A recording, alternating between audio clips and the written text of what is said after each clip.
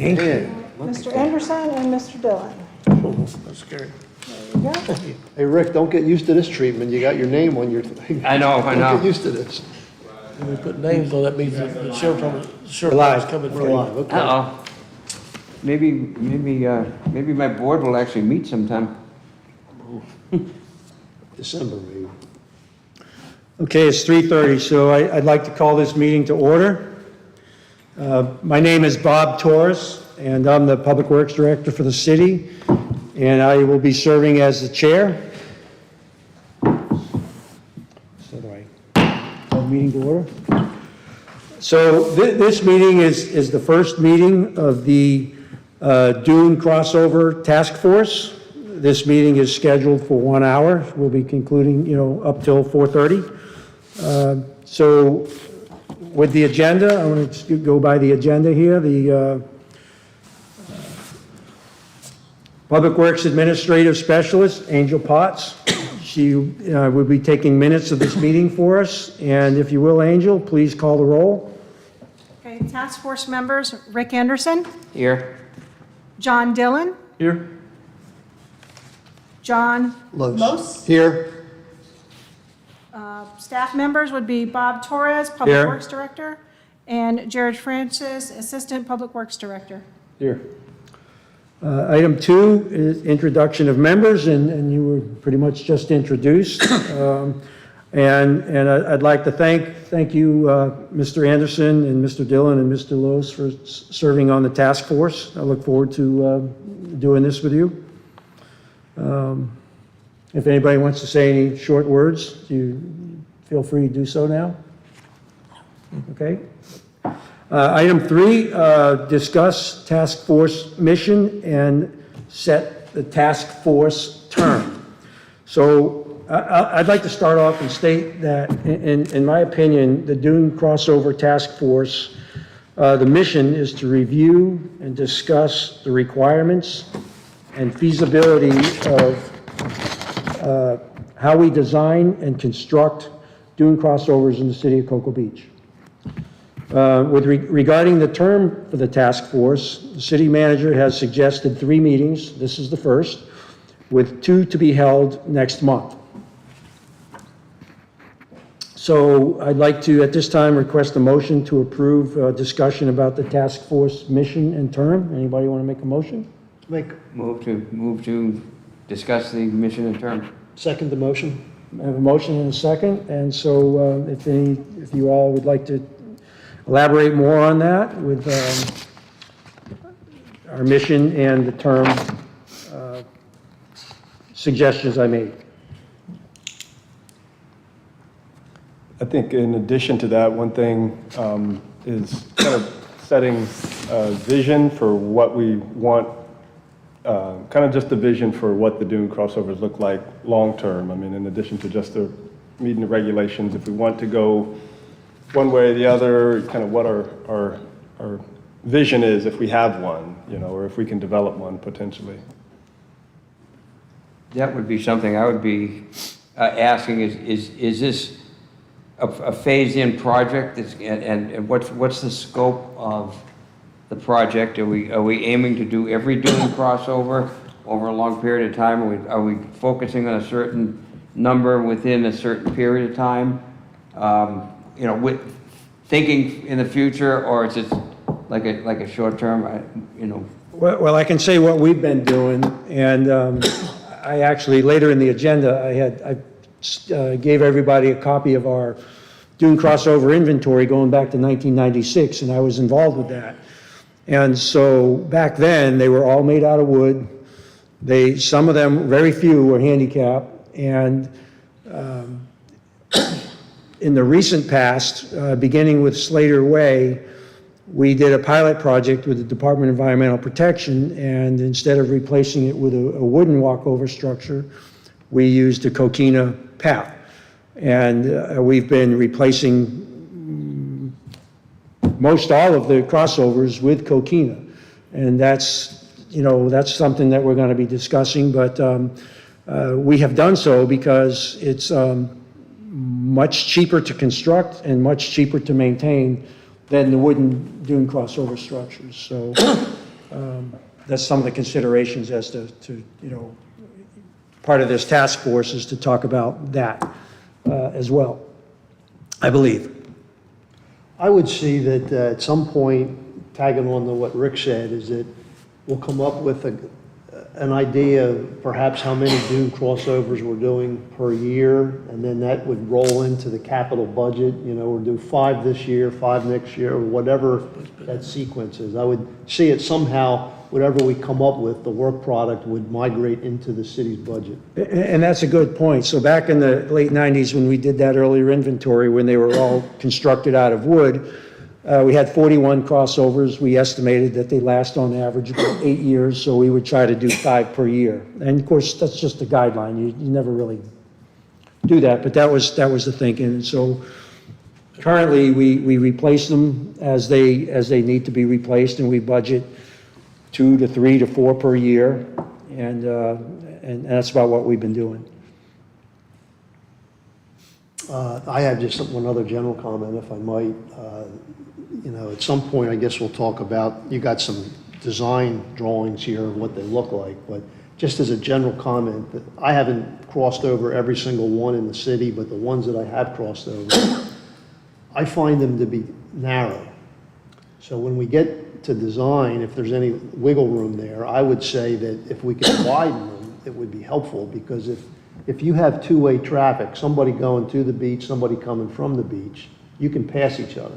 But if each traffic is carrying a beach chair or a cooler or an umbrella or something, you almost have to stop on one side to let the other people go, because you're going to bump into each other. So I find them to be a little bit cramped. General comment.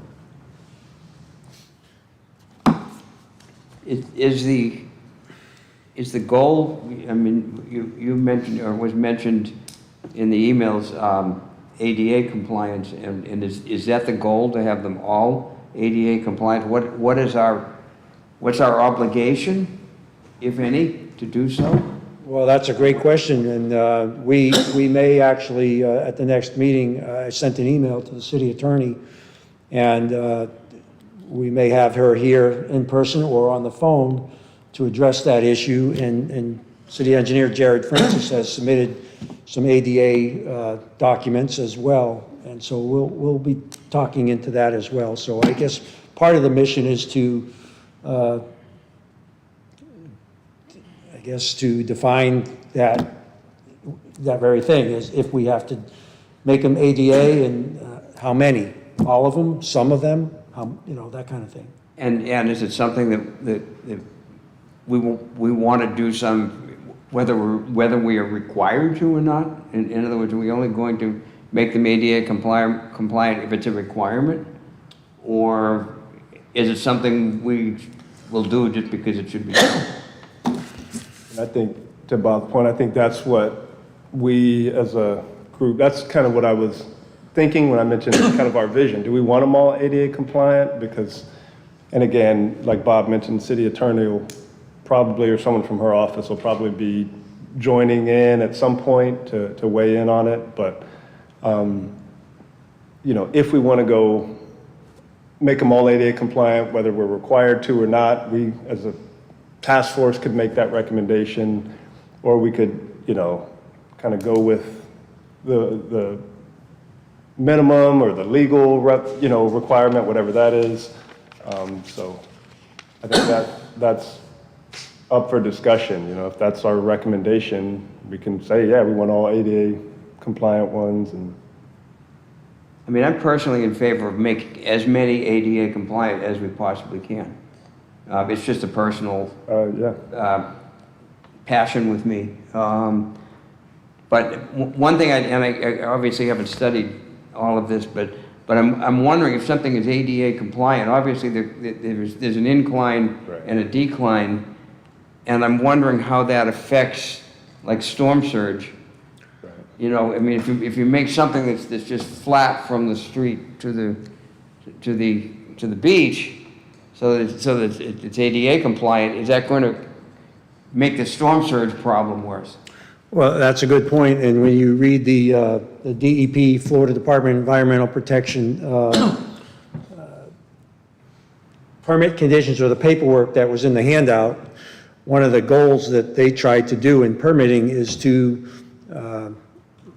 reduce the width along the shore of the crossover. So if you have a wooden crossover and you have to make it ADA compliant, you do these things called switchbacks, where you have to go down a certain slope and then you come back the other way and so forth. So it requires a wide crossover because you can't go straight down if it's too steep. Right. So that's one of the things that they try to do, and of course, that creates more material and more debris in the, for storm surge to impact. It also eats up dunes, too. Eats up dune That's true, grass, too, exactly. That's the other thing, that's a good point, thank you. That was a big driver of the coquina ones that we've been doing lately because, excuse me, they provide a lot more access to people in wheelchairs or people with disabilities. They have a lot more access to the beach because right now a lot of them have stairs, and so we're able to replace a lot of the ones with stairs with the coquina. And so it provides better access, but they're not fully ADA compliant because of the coquina. It's not, the surface isn't technically ADA compliant. And there's different like metal handrail requirements and stuff that we don't typically do, but. There was one gentleman, I think his last name was named Mark, disabled gentleman, on his three-wheeler, it buried Leon Lane, Coquina Rock, buried it. Fire truck had to come and get him out in February this year. He what? It buried, his three-wheeler buried in a Coquina Rock. It probably was in the sand because that coquina is That's pretty what he compact said. and wrapped You can ask him about that, and but that's what he bound on the said. sides. He told me about that back first part of the year. So this is a handicap usable Yeah. three-wheeler? Small, This is four-wheeler, yeah. He's, one of the one scooters? leg is, yeah. It would actually be nice if we could have somebody here as expert witness or whatever you want to call it, that has to deal with that handicap, that would provide some input for us as to what's needed, because I don't personally know. Right. Fortunately, none of us are in that situation. That's a good point. Yeah. That's why I've invited and asked people in, the commissioners and the city manager, everybody else, get a wheelchair, get everybody to meet at one site and use it, and see what they think. See what, if you're gonna bury it or will it not? The wheelchair with a wheel this wide, and the whole difference with a foot that size. So that's my concern, so let y'all discuss it later about that.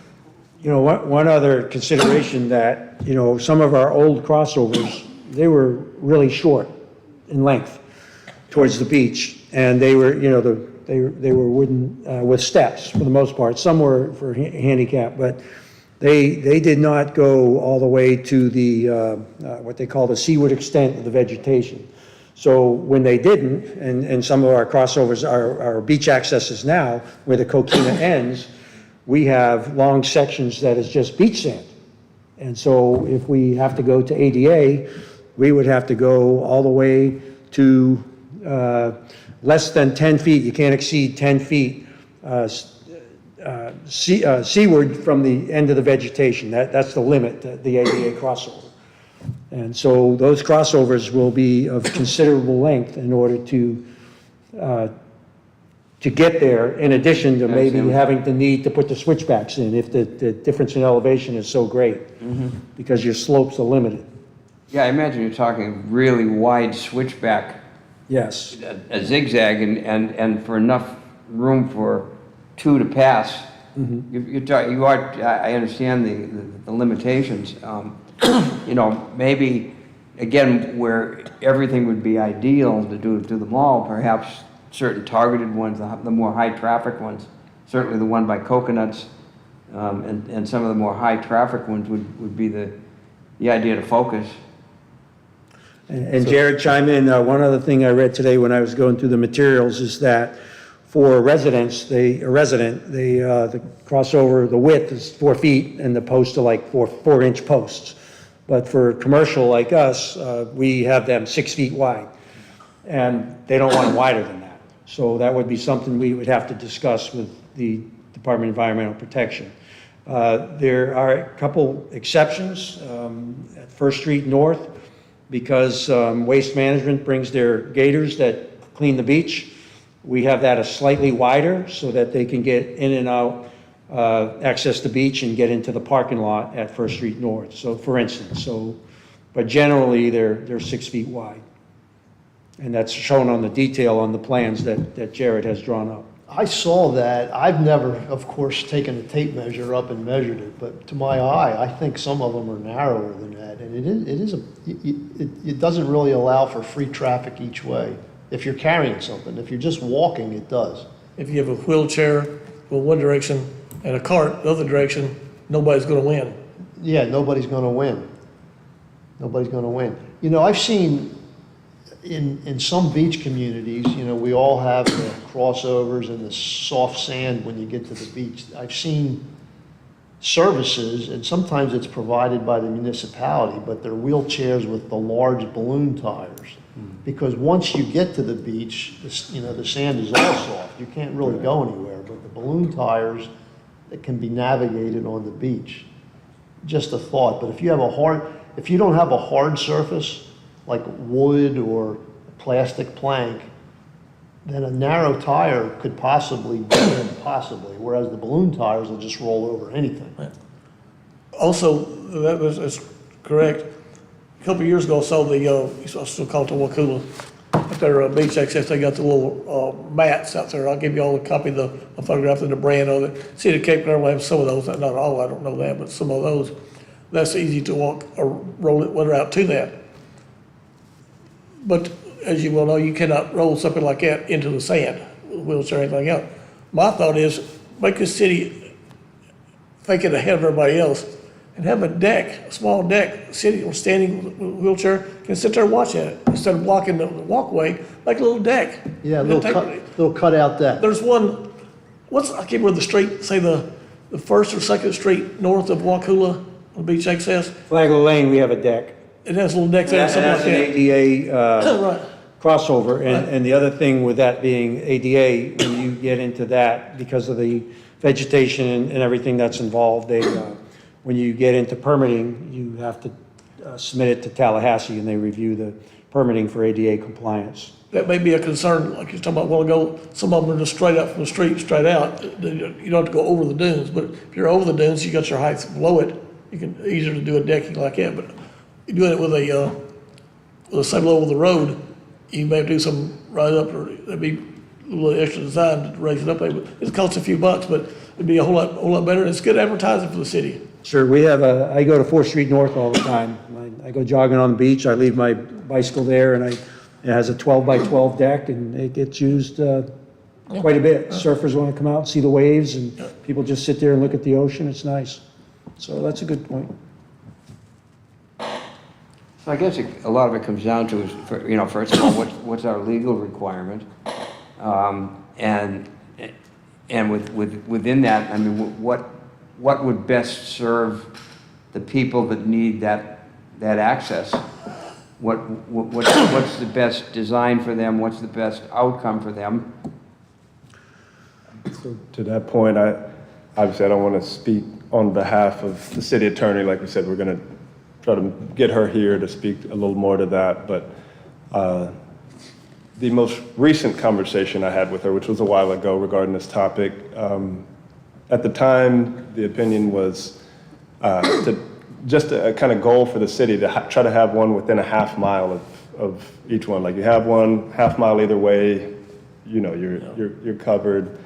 And that's kind of the generally accepted standard practice, but it is a kind of legally gray area because, as I think it's called a Title II facility where, Right. It's kind of, if you touch it, you're required to put it back ADA compliant. But it's gray because the building code doesn't speak at all about the beach because it's a non-ADA compliant location, and so it's silent on that in general. And so there's some things that make sense in a building like metal handrails, but it doesn't make sense on the beach. We don't want to put metal out there, metal handrails for, just to get eaten away by the salt air. So there's different things. you know, and again, the city attorney will be able to speak more to that, but There's part of that, you're talking about every half mile or whatever, that may be fine as you're working on that. But at a certain length of time, when you do one, you don't do every one right side by side. You're always scattered it, work on at both ends, back and forth, one on each year, right? What you've been doing, right? So that's fine. But as you work into it, every one you do, you must have it designed to meet the ADA standards. The reason is, Florida statute, I think it's 740, it's a civil right law. It's called discrimination against disabled people. We don't want that. We want to be ahead of everybody else to avoid any kind of problems with the state or anybody else with legal options. We don't need that. And because it's the right thing to do. Exactly. The main thing, there's no reason why we don't need to make it better than what the ADA people needed. You know, most of y'all know I'm a head injury survivor from back in 1981, had my brain surgery removed. A large part had learned how to read and write and talking again. Then I got my degree finished after that. So I learned a lot before and after that. Did a design project last semester. We designed and built a walker for a 3.5-year-old girl with cerebral palsy, which is the U.S. patent we have for that, the team has. So I got more involved with people with disability, and I get more concerned about that than anything. There's no reason to design it better than what it ever has been before.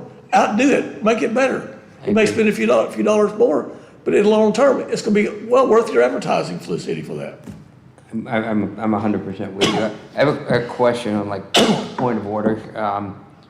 Do we allow public comment on each particular plan? I know there's a couple of folks We sitting in can the do audience. that. And I'm You want to have wondering public if- comment now? Does Do you folks? anyone in the audience have a comment on our mission, what we're trying to achieve here?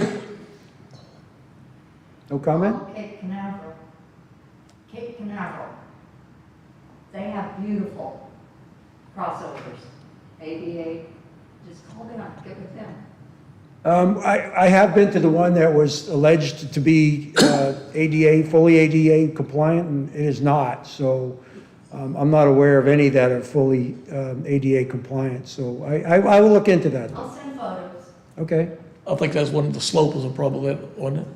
Are you from Cape Canaveral? No, Have you been on several of the crossovers? Was their posture to do each and every one, or space them out every, most of them are. most if I of could them just are? break, I know IT would prefer, if you wouldn't mind, there's a microphone up there. I'm gonna Yeah, send- yeah. I'm gonna send you all photos. of Yeah, it should be in the Cape microphone. Canaveral, One, she lives across the street of the gentleman that got stuck on Leon Lane. So she back up to what I was saying. I'm not just bringing a story. She knows exactly the same thing that what he told about it. Well, I would be more than, I would like to go to see Cape Canaveral and see what they've done. I mean, I'm a big believer in seeing what other communities do that does work. Right. Yeah. And, yeah, I mean, I would like to get from you specific areas. I don't know Cape Canaveral that well, specific areas where I could go and take a look and see what they've done. There's not many of them. You could walk it from one end to one by one every year, Yeah, and I- every street. I guess sunshine prevents more than one of us from going at the same time. Right. Wonder if we could have a site meeting, just go to a site, and as long as we're all there. And I don't know if we can do that, but Yeah, two people can't go under sunshine, I'm pretty sure, unless they talk about the weather and just kind of look, but. If it's an advertised meeting, I mean, we wouldn't be able to do the audio visual, but my understanding, and we could check with the city clerk, but there'd be no audio or visual recorded, none of that. But as long as we take meeting minutes, I think we'd be covered for the sunshine. seeing is believing. When you're there and you're looking at it, and you have the ability as a task force to actually discuss it and bounce ideas back, that's invaluable. But Maybe it would that's- have to be a legitimate meeting, though. Yeah, I think we could potentially just kind of, that be our homework before the next meeting, whenever that is all of us go check out some of what they're doing and kind of do a little research, come back. Yeah, at least if we're able to go there individually and, you know, take some notes and take some pictures and so forth. But I agree with you, John.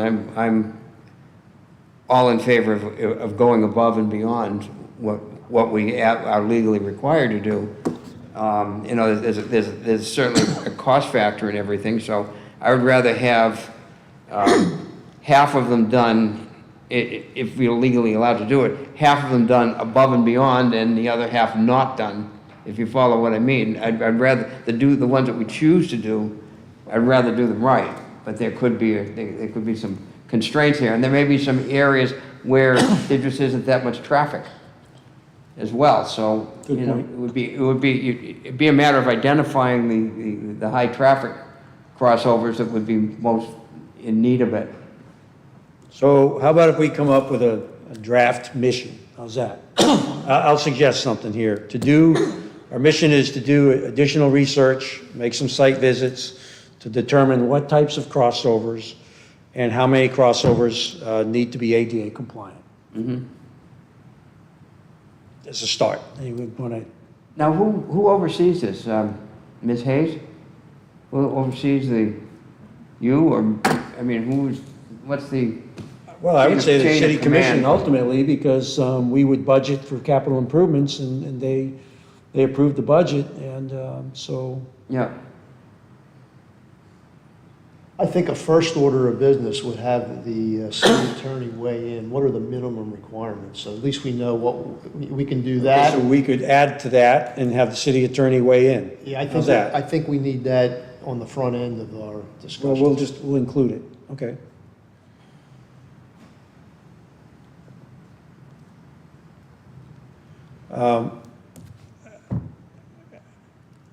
I'll give you my honest thought on the Coquina walkway. In fact, I spoke with one of the guys that builds it today.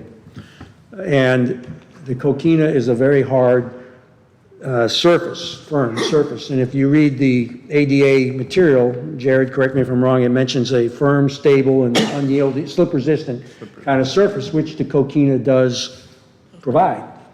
And we build it with two 6-inch lifts of Coquina. And we put 2x6 forms on the side. The first layer of Coquina we put a layer of geotextile, a fabric underneath it. And we put the Coquina in, and then we cover it, envelope it, cover it. And then on top of that, we put another layer of Coquina. And so long as that, and again, there's 2x6 boards on the side, so it keeps it a firm, hard surface. Now, having said that, the only thing that can occur to it is beach sand, driven sand, can be blown on top of the Coquina, which can build up, and that, of course, is not as firm and stable and slip resistant as the Coquina is. So it can build up with sand.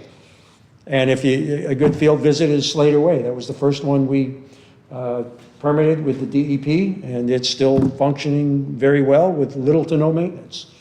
And I've yet to have a person in a wheelchair or anyone come to complain about its construction. You?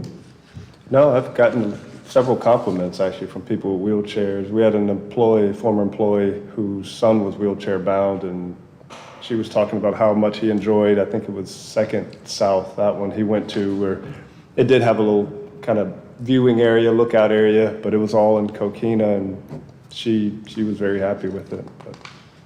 But I don't disagree. We want them as ADA accessible as possible. I mean, if we can have all of them fully ADA compliant, I agree that would be ideal. But there are, financial constraints, there's, staffing constraints, there's just different things that play into it. But I'm certainly not opposed to talking to our neighbors to the north, seeing what they do. If they have something figured out, I'm good with that. In Shepherd Park, we built a large, it's like 740 feet long, boardwalk along with a ramp. And there's 8 parking spaces, so that's a good place for, wheelchair-bound people to go. And all of the parking spaces for handicapped people, the city doesn't charge parking, right? As far as I know. I don't believe they charge parking, so. Okay, so Angel, we can kind of work on that. We'll bring it back for review. Shall we move on? Any further comment? Okay. All right, so we'll come back with a draft mission And again, we mentioned the term, we're hoping to have it in 3 meetings, with two meetings to follow next month. And, you know, to that point, speaking of the terms, oh, actually, that's, looks like further down, number 6. I'll wait till that.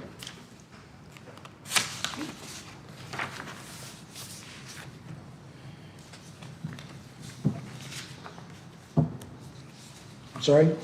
No, yeah, I started to say something, I realized it's further down, so I'll Okay. wait. So item number 4, to review Dune crossover regulatory requirements. 4 items. Item A, city codes and standards. Item B, Florida Department of Environmental Protection, FDEP requirements. Item C, Florida Building Code. Item D, Americans with Disabilities, ADA standards for accessible design. So I've included all of that information in your packet. We do review all of that information, and we will certainly be reviewing it for any ADA crossovers that we design going forward. So I don't expect that everyone has reviewed that. Fortunately, I was able to review that information. And so, but we'll talk about that more if anyone wants to talk about whatever any comments they have about it, if you've gone through it, we can do that. Otherwise, we can talk about that at the next meeting.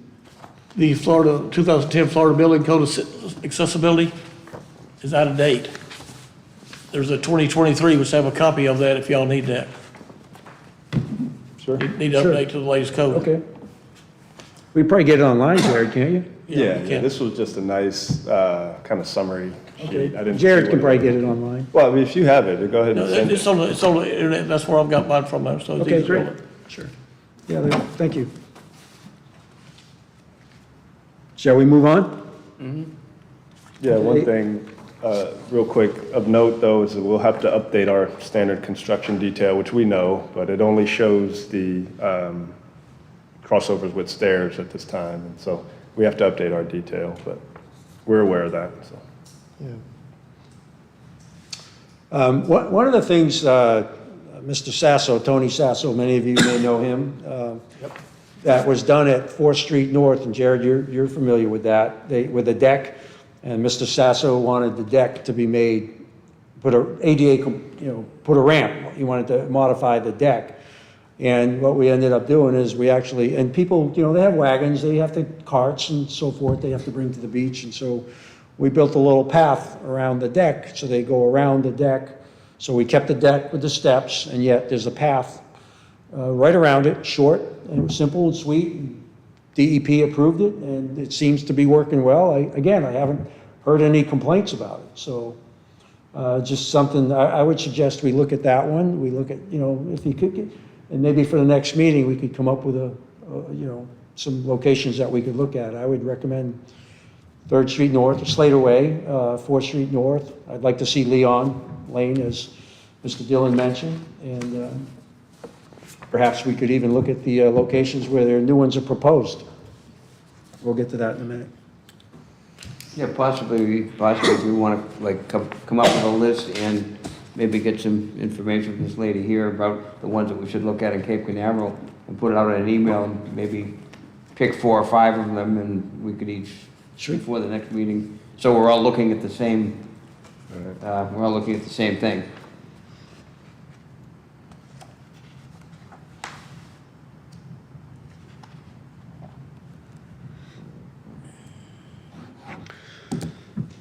Okay, shall we move on? Item 5 was, I put out there a review of the 1996 Dune crossover inventory, and it basically was just to show how many were handicapped accessible even back then. And so, and actually, the good thing about that, what came from that was a good thing, is about 5 minutes after the agenda was posted, our environmental specialist, Kelsey Mack, she sent me an email where they have updated it, and they have some updated pictures of Dune crossovers and some photos of the vegetation and whatnot. So she sent me the list, but I'd like to get the photos from her, and we might even want to, perhaps we could have her come and speak to it as well. So I'll speak with Kelsey about that and see if we can put it on the agenda for the next meeting, if that's okay with everybody. Yeah, I mean, it seems like if we have only 3 meetings, it seems like meeting number 2 has got to be pretty loaded with information and facts and things that we need to know, because meeting number 3 is, I guess, when we come to our conclusions and we're done, so. Right, exactly. You know, I don't know what provision there is if we need to go beyond 3 meetings. If this is almost like a meet and greet almost. I realize we're getting some things accomplished, but we're just kind of defining where we want to go with it. Well, perhaps I can shed a little light on the sense of urgency, is because if we do go with the Coquina crossovers, or whatever, if you will, for lack of a better term, if we do go with those, we have to put the pilings in the dune. That work has to be begun before turtle season, has to be completed before turtle season begins, which is March 1st in Brevard County. So we have to demolish the old wooden structures, if there are the wooden ones, demolish the old ones. We do that, city staff does the demolition, and then the contractor comes in, of course, based on his schedule, we don't know when that is, and then he installs all the pilings, and then we go from there. So all that work has to be done prior to the start of turtle season. So that's kind of why the sense of urgency. When is the end of turtle season? October 31st. October 31st. We have basically from November to the end of February That's to it. construct. That's November, it. December, you have 4 months. Right. If they're not done in Yeah, those 4 okay. months, they got to wait a whole year. Yeah. Yeah, that's a pretty tough time constraint, and it seems like to get all of them, if we say, okay, we're going to do 8 coquina structures, to get all of them done in 4 months doesn't even seem realistic. Yeah. Well, that depends on the contractor. I'm sorry? That depends on the contractor and capability. It's just, I mean, the common sense tells me doing a large number of, in a short period of time like that just doesn't seem feasible. Now, I understand as a government it works a little differently than the real world, but it just seems like an unreasonable expectation to get a huge number done in that 4-month period. And you know, my thought would be to get some done, a couple done, and see how they work out before you commit to doing out of X number that we're going to do. Is there so many in the budget this year? The budget's approved. Is there so many in the budget right now? 2 in this year's budget. 2. That's Osceola and 11th South. So Okay. you have those plans. That's But why we have, We permitted 3 of them just in case, but there's 2 approved in the budget with Coquina. If we decide that we want them to be ADA compliant, realistically, we probably wouldn't be able to get any done this year, because then we'd need to contract out the engineering, because I'm not a structural engineer, and you start getting the structural wind load calcs, all that stuff for hurricanes, so it goes up to Tallahassee for permitting and all that. So we hire a structural engineer to do the design for us and sign and seal those, and then, you know, by the time they put together the plans and we go out for bid, or we have several piling contractors on continuing services contracts, so we usually use them to put in the piles and our guys build it, but we may get a contractor to do all of it, the piles and the construction, if we're building the switchbacks and all that stuff for ADA compliance, so. So what also is happening is, because these are designed to be Coquina and they're not ADA, then they don't have to go to permitting in Tallahassee. And It's a much shorter. the permitting is, process. yeah, it can be, the permitting process is quick and short. But we do have permits for those 3 already, so that's what's included in there. We have permits for those 3, but we'd need a new permit if we were going for full ADA structures. What happens if our city attorney comes to the next meeting and says it doesn't work? They don't work. What do you mean they don't work? We're Well, not, that need we, to be ADA compliant. that they don't meet the compliance standards. In other words, the city attorney says that we have to make it ADA compliant, then we can't go ahead with the 2 that we have. Then we'll on the document. Carry the money forward till next year and design it during turtle season. And which wouldn't be the end of the world, because I would guess design fees for one of these probably out 20,000 by itself. For ADA compliant, I would guess probably close to 20,000 for an engineering firm to do the survey and design work and everything, and the permitting. And so the money we had budgeted to construct these, we could probably use to pay a firm to do the design. Okay. And is it the thought that that design would be like universal? Or is it, It would probably be unique to each site, because there's the topography of the ground, and they would probably want to survey each site and check all that out. You can use your details, will be a standard details for those. Yeah, Yeah. details would yeah, be, and you Very, very would, simple to you do. would adjust the length of the ramp Right. based on the elevation delta? That's Yeah, it. but I would try to make make it a standard, like you have some standards in here. I would try to make it a universal design, but it has some flexibility to adjust for site elevation changes. sure, Save some money and time. yeah. Were these two sites picked because they're in the most need of crossover replacement? Yes. Yes. Okay. Yes, the existing deteriorated wooden structures, once they, they become where the boards, I get it. they split, and the Yeah. screws, you can't keep the screws in them, and they splinter, and they fall apart. And Right. so, the worst first, that's how we're Right, dealing with right. them. And so we inspect them routinely, and, when we go out we get calls if some are loose, or we go out and inspect them, and so those are the ones that, we know which ones are the worst. So those are the ones we're worst first, so. It almost seems like I don't want to use the word conflict though, but it seems to me that the ones that you would want to concentrate on making ADA compliant would be the ones that would get the most traffic by people that need that services versus making something I imagine 11th Street South probably doesn't get a lot of wheelchair traffic. So it almost seems like there are two conflicting sets of needs. So what I would, my instinct would be, first of all, the city attorney's involved. Second of all, determine where the need is for the ADA. And if these are in need of replacement and we have the budget and we have everything in motion, then do them. If they're not required to be ADA and we can do them with Coquina and we can get these two done that are budgeted planned, let's get them done and work on the standards, work on the forecast for next year. That would be my. I see the same thing. I was thinking the same thing. Good points. And I think to your point, we can, on our end, that would be my homework, I guess. I can reach out to our finance group and get an idea of, because they have the parking program, and we can see where people are paying to park to get an idea of which beach accesses are the busiest ones, and kind of use that to maybe prioritize our list of ADA replacements potentially.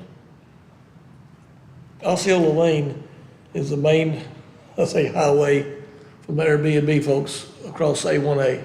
There's many over in her area, there's many houses over Airbnb houses. And they come, because of the pedestrian light across on A1A, people go around to Osceola.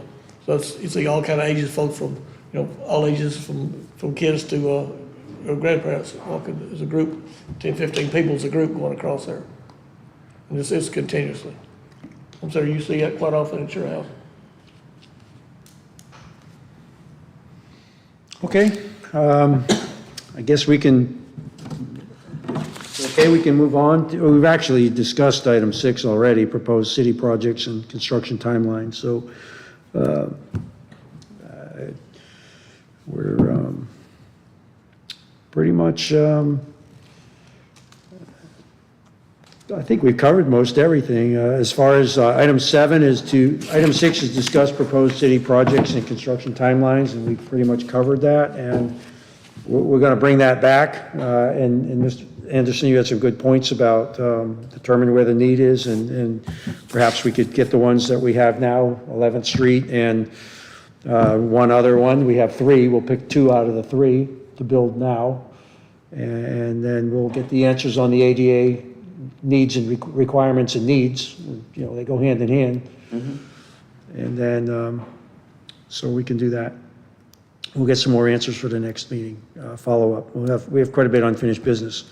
So last item is to set a future meeting date and time, and I will get with the city manager and the city attorney and see when is a good time for them. And if you have any, you know, next month being December and the holidays and all, if you have any times that you're gonna be gone, just, you know, let us know, give me a call, and we can work around people's schedules, so. I have no constraints except for Christmas week itself.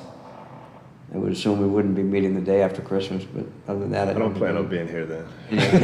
Any City Hall closed? constraints, I mean, It's Christmas week between Christmas and New Year's? Is that what you call Christmas week? yeah, Christmas week? Between Christmas and New Year's or Yeah. the week prior? the week of Christmas and New, Christmas Yeah. is on a Monday, I believe. Oh, Christmas is on a So, Monday? Yeah, Does this time of day work for everyone? Do we prefer earlier, later? Not later. Tuesday, I could make Tuesday at 3:30 work forever, but I could also make other times work as well. Okay. Yeah, John, how does the schedule fit with you? I'm at the office from Tuesday, Wednesday, and Thursday. Monday and Friday's wide open. Of course, you know, I still got WebEx all day long, both days, but, you know, 3:30, 4:30 is fine with me. It's, We got some WebExes till 8:30 at night, but that's rare. 3:30. So would you Fine. prefer a Monday or 3:30, Friday? No, you said you're in the For office. Monday and Friday, or you, Well, it doesn't matter, I said 3:30 to 4:30, that's fine, because I'm at work before 6:30. I leave between, you know, 3:30, so if I leave 30 minutes earlier, it's a big deal. Still put my 9 hours plus on my days. Stick to 3:30 Tuesdays? Fine with me, yeah, I think, That's John, fine. we gotta That's make fine. sure it's okay with John. That's fine. Sounds like it is. yeah, works for you? I'll send emails. Okay. For the next meeting, I'll send an email to everybody. So, any additional public comment? Last item before we adjourn? Then I move to adjourn.